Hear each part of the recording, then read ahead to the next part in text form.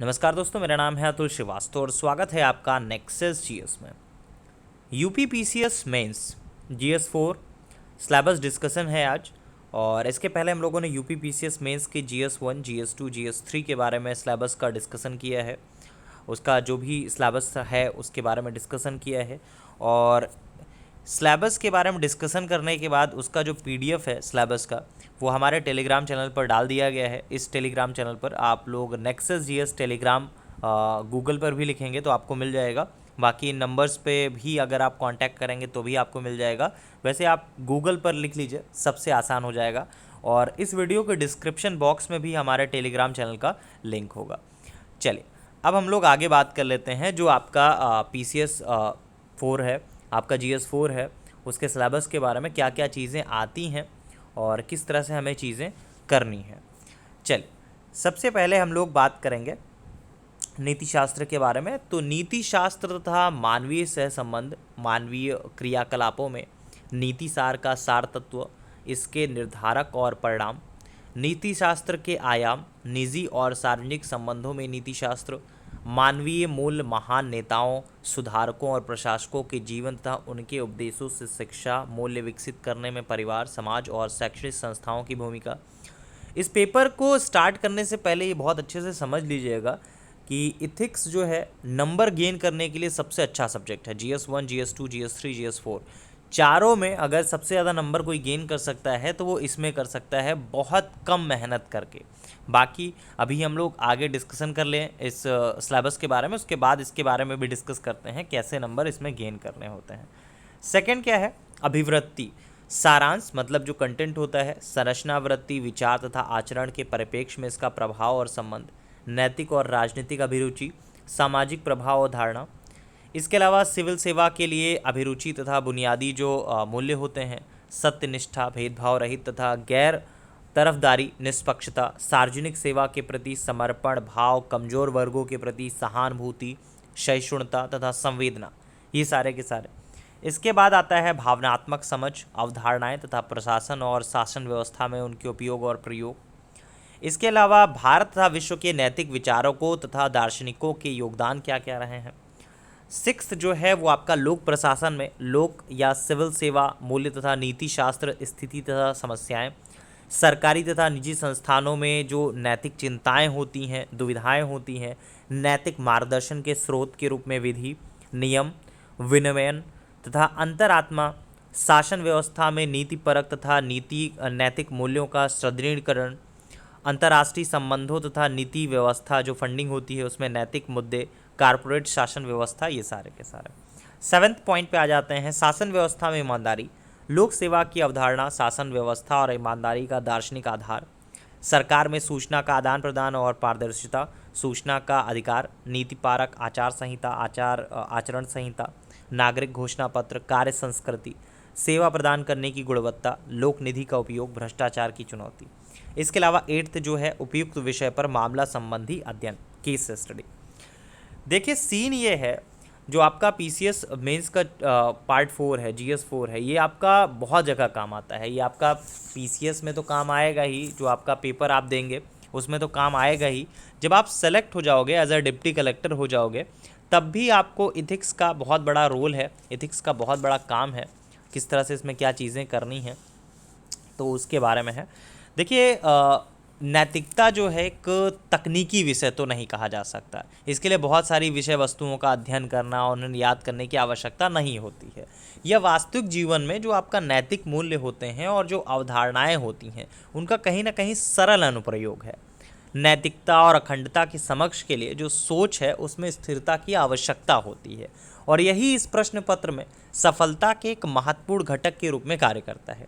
एक उम्मीदवार के रूप में हमें समाज, दोस्तों, रिश्तेदारों, दुश्मनों आदि जैसे लगभग सभी चीज़ों के बारे में विचार बनाने की आवश्यकता होती है, और यह हमारे इस प्रश्न पत्र की तैयारी में बहुत इंपॉर्टेंट रोल प्ले करता है, काफ़ी मायने रखता है। तो इस प्रश्न पत्र में दो तरीके के प्रश्न पूछे जाएंगे। एक तो विषय संबंधित और दूसरे होते हैं केस स्टडीज, मतलब मामला संबंधी। तो विषय संबंधित प्रश्नों में 5 अध्याय हैं। नीति शास्त्र तथा मानवीय सहसंबंध, अभिवृद्धि, संवेगात्मक बुद्धि, लोक प्रशासन में सिविल सेवा, मूल्य तथा नीति शास्त्र तथा शासन व्यवस्था में ईमानदारी। इससे संबंधित प्रश्नों को हल करने के लिए किसी विशेषज्ञता की ज़रूरत नहीं होती है। विषय के जो निर्धारित पाठ्यक्रम है उसके अनुसार इसका अध्ययन करें। जैसा कि पहले भी उल्लेख किया गया कि जो नैतिक मूल्य हैं और जो अवधारणाएं हैं उनका कहीं ना कहीं वास्तविक जीवन में एक सरल अनुप्रयोग की समझ पर आधारित है और इसके लिए घंटों अध्ययन की ज़रूरत नहीं होती। ये एक ऐसा विषय है जहाँ कम अध्ययन करके ज़्यादा अंक प्राप्त किया जा सकता है और इस प्रश्न पत्र में अध्ययन से ज़्यादा समझ विकसित करने की ज़रूरत होती है। तो इसमें सीन ये होता है कि जैसे जो चीज़ें आपके आसपास घटित हो रही हैं उन चीज़ों को आपको देखना है, ठीक है। जैसे आप जब सिविल सेवा की तैयारी कर रहे हैं तो बहुत सारे आप अपने यहाँ ही देख लीजिए, तहसील जो है, ज़िला जो है, वहाँ पे जो आपके डिप्टी कलेक्टर होंगे या जो डीएम साहब होंगे, एसपी साहब होंगे, कोई भी अगर प्रॉब्लम होती है तो उससे किस तरह से निपटते हैं, ये न्यूज़पेपर में लगातार आता रहता है और इससे समझ आपकी तभी विकसित होगी जब आप इन सब चीज़ों को लगातार देखते रहेंगे, इन चीज़ों पर फोकस्ड रहेंगे, ठीक है।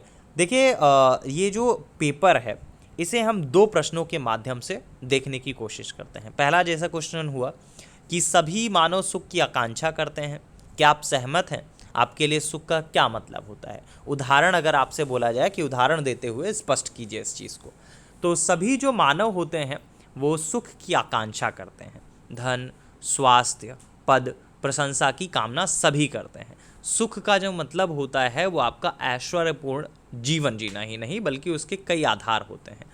किसी की मदद करने से किसी को सुख प्राप्त होता है तो कोई अपने स्वस्थ जीवन को ही अपना सुख मान लेता है, किसी को घूमना पसंद है तो किसी को घर में बैठकर पढ़ाई करना पसंद है।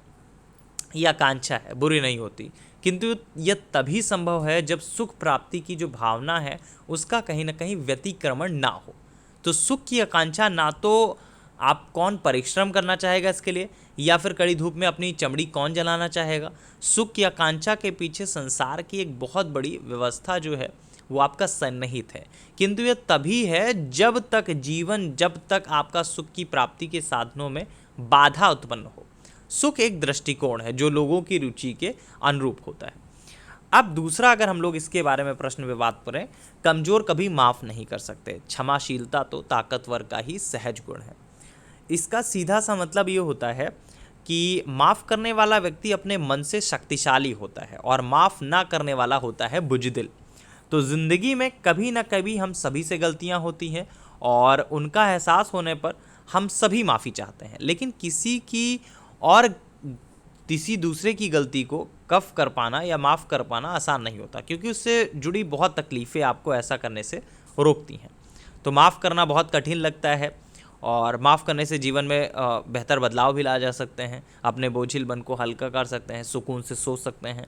यहाँ कमज़ोर और ताकतवर का मतलब होता है मानसिकता से, ना कि शारीरिक आप मानदंड इसको समझें। अब जो केस स्टडी वाले क्वेश्चन होते हैं उसको हम लोगों को कैसे सॉल्व करना है। जो नॉर्मली आपका पेपर पूछा जाता है उसके बारे में अगर बात करें तो उनके प्रश्नों को देखने पर ऐसा समझ में आता है कि ये प्रश्न बहुत ही रचनात्मक और मौलिक होते हैं। ज़्यादातर प्रश्न जो है आपकी जो सामान्य समझ होती है उसी पर कहीं ना कहीं आधारित होते हैं। केस स्टडी में ऐसा समाधान बिल्कुल आपको नहीं बताना है जो एक सिविल सेवक के ईमानदार आचरण के विरुद्ध हो। मतलब कुल मिलाकर आपको जो भी चीज़ें उसमें अपनी राय देनी है वो एक आपको इस तरह से देना है संवैधानिक ढांचे में किस तरह से, और दूसरा ये कि कभी भी आप जो सरकार है उसके खिलाफ या फिर उनकी नीतियों के खिलाफ आप बात नहीं करेंगे। एटीट्यूड आपका और जो एटीट्यूड आपका होना चाहिए वो सिविल सेवक का अभी से होना चाहिए, तैयारी के टाइम पीरियड पर ही। और केस स्टडी बहुत आसान होती है अगर आप बस नॉर्मल ये आप दिमाग में सिर्फ रखिए कि आपको आंसर वो लिखना है जो सरकार के अनुरूप हो, जो संविधान के अनुरूप हो। आपको सिर्फ उन्हीं चीज़ों पर फोकस करना है। केस स्टडी का जो प्रश्न होता है उसके प्रश्नों को कम से कम 2 बार पढ़ना है और कुछ की पॉइंट निकालें जिस पर आपका लेखन आपको जिस पर करना है। आप केस स्टडी हल करें तो अपने सुझाव का कानूनी और जो नैतिक पक्ष है वो ज़रूर रखें। कुछ मामले ऐसे होते हैं जिसमें कानून और नैतिकता में अंतर विरोध होता है। ऐसे प्रश्नों में पहले विधिक पक्ष को प्राथमिकता दें, फिर आपका नैतिक पक्ष रखें। तो इसमें आपका करंट इवेंट की चीज़ें भी अगर आप जोड़ देंगे तो मार्क्स अच्छे आते हैं। बाकी जो आपका यूपी पीसीएस मेंस है उसकी आंसर राइटिंग क्लासेस अब स्टार्ट हो रही हैं और ये हमारे आपको टेलीग्राम चैनल पर आपको मिल जाएंगी। नेक्सस जीएस टेलीग्राम अगर आप गूगल पर सर्च करेंगे तो आपको मिल जाएगी। और हमारी जो मेंस की क्लासेस हैं, आंसर राइटिंग प्रोग्राम है, वो अब स्टार्ट हो रहा है। इसके पहले आप रिजल्ट देख सकते हैं 2018 में अखिलेश मणि त्रिपाठी साहब का सिलेक्शन हुआ था। 3 लोगों ने इंटरव्यू दिया था जिसमें से 1 लोगों का फाइनल सिलेक्शन हुआ, और सचिन जी भी उनमें से एक थे जिन्होंने इंटरव्यू फेस किया था और इनका नहीं हो पाया था। 2019 में नायब तहसीलदार के पद पर चयनित हुए और 2020 में आखिरकार जो पोस्ट इनको चाहिए थी एसडीएम के डिप्टी कलेक्टर की, तो रैंक 14 के साथ इन्होंने अचीव की है। इसके पहले नायब तहसीलदार के पद पर संभव जैन जी भी सेलेक्ट हुए हैं।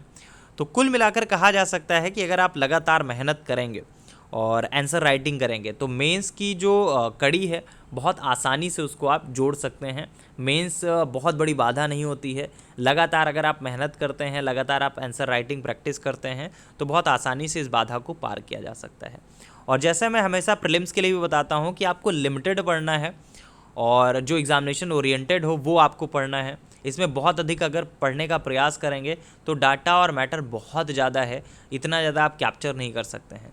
फोकस आपको करना है, अगर आपको स्मार्ट स्टडी करनी है तो आपको उन पॉइंट्स पर, उन चीज़ों पर फोकस करना है जहाँ से क्वेश्चन ज़्यादा बन सकते हैं, जहाँ से आप मार्क्स ज़्यादा गेन कर सकते हैं।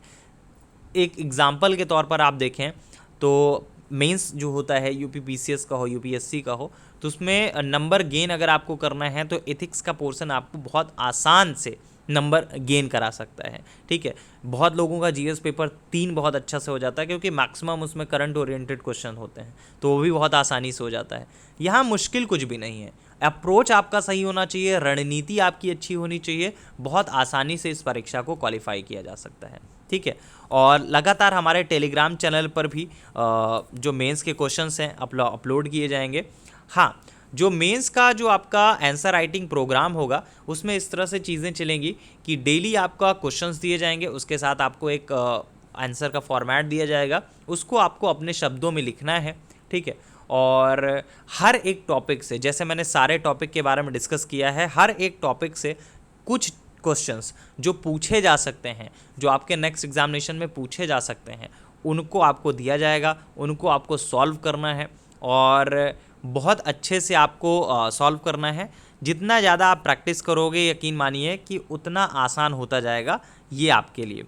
तो चलिए, फ़िलहाल जो आपका एथिक्स का पेपर था, सिलेबस था, उसके बारे में इतना ही, और अब आगे हम लोग डिस्कस करेंगे जो आपका मेंस के क्वेश्चंस होते हैं, टॉपिक से किस प्रकार से क्वेश्चन पूछे जाते हैं, उन सब चीज़ों के बारे में। मेंस के बैच के बारे में जो डिटेल्स हैं वो हमारे नेक्सस जीएस के इस टेलीग्राम चैनल पर अपलोड कर दी जाएगी। यहाँ से आप देख सकते हैं कि किस तरह से आप एडमिशन ले सकते हैं। अभी तक जो 2020 के पहले जो एडमिशन होता था मेंस के लिए, तो मेंस के लिए बाहर से किसी को एडमिशन नहीं दिया जाता था, लेकिन इस वर्ष आपको बाहर से एडमिशन दिया जाएगा। ठीक है, तो जिसको भी एडमिशन लेना हो वो ले सकता है। सारी डिटेल्स जो है इसी टेलीग्राम चैनल पर अपलोड कर दी जाएगी। चलिए, फ़िलहाल के लिए इतना ही। Thank you so much.